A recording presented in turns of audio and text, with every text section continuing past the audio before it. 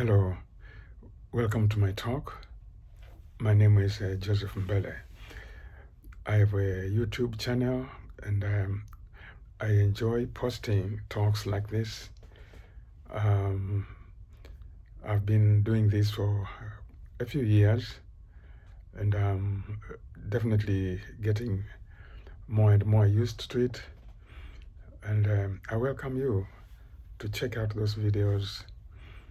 And if you are moved, you can put your comments in the comments section. You can participate in the conversation. I welcome you absolutely. So today I would like to continue a topic I've been addressing again and again. This is, the topic of writing. And in fact, yesterday I posted a video titled, Why is my book not selling? I'm very excited these last few days, to talk more and more about writing. And so today I want to address another dimension of that topic. And today I want to talk about my writing process, how I write books. Yes, this is a common question people ask writers. I've attended many talks by writers, and oftentimes audiences, will ask, what's your writing process? How do you do this? Those types of things. So I guess I'll talk a little bit about my writing process, as they call it. I have said this again and again, including in the video I posted yesterday, that for me, writing is a process of going inside myself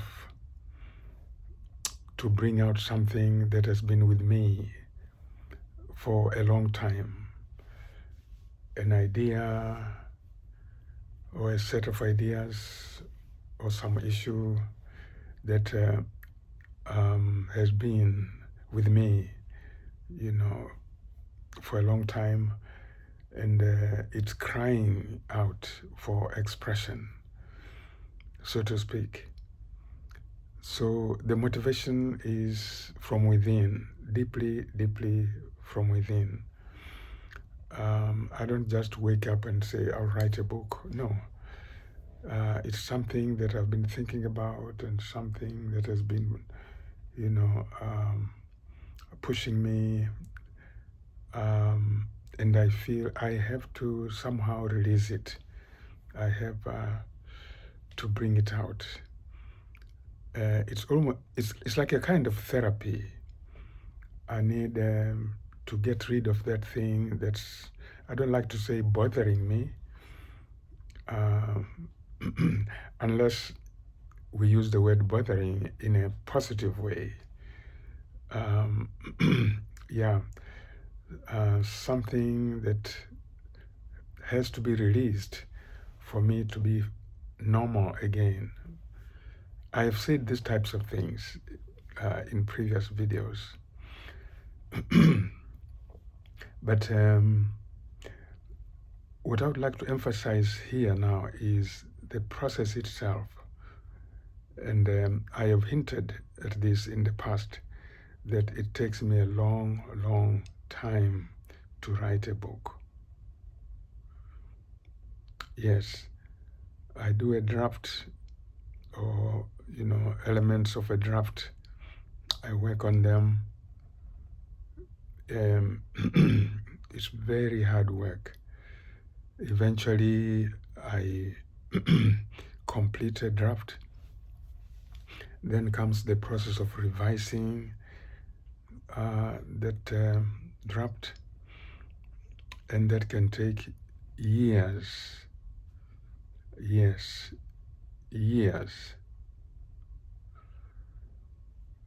It depends on the kind of book, and this is one of my earliest books, Matango F Tales. It took me 23 years to work on this one. 23 years. It was a lot of work. I was not working every day, but I started off recording folk tales in my village and the surrounding areas in southern Tanzania. I was an undergraduate student at the University of Dar es Salaam in the middle 70s. And so I recorded the tales in my mother tongue, Matango, and then spent time translating some of them into English. I translated 10 of them. The process of listening to these tales and translating them and revising the translations was very difficult, very time consuming, oftentimes just frustrating. I also wrote commentaries on each tale. There are 10 tales. I wrote commentaries.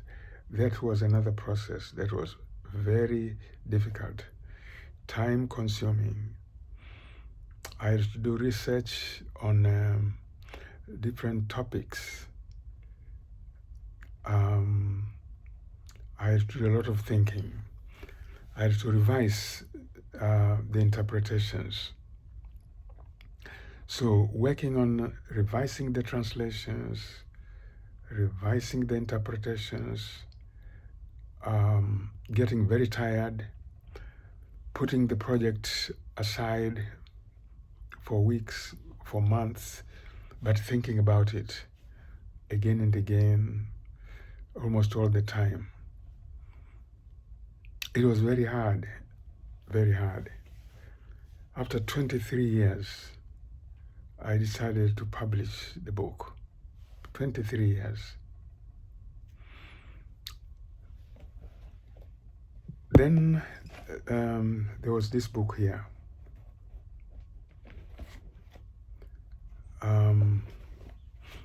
In Swahili,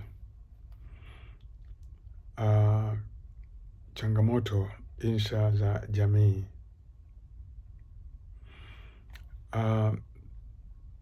This one is a collection of short essays that I wrote for a newspaper. I wrote this for a newspaper. I was a columnist. So I worked with the deadlines, and so this is the work of a few months. I collected these essays together. It's the work of a few months. So I guess this is a book that took the shortest time to write. There is this book, a study guide to Chinua Achebe's Things Fall Apart. This one has a very long history. I've actually published a history of this book, and I'll have a link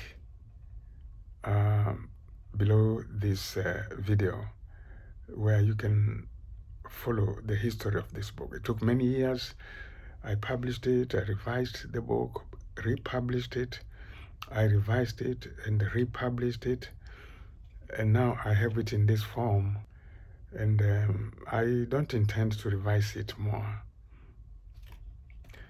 But years and years of work, went into making this book. I have this one also, Africans and Americans Embracing Cultural Differences. I have told the story of how I wrote this book, and I'll have a link below this video You can read that, you can listen to me telling that story. There's another video that I posted just a few days ago. So there'll be a link.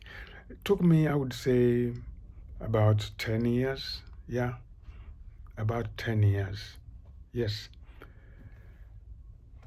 Then there's this one, my latest book, Chickens in the Bus, More Thoughts on Cultural Differences.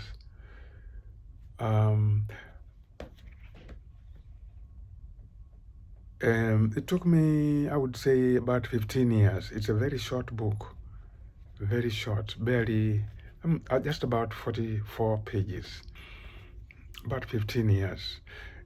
Most of it was, some essays that I wrote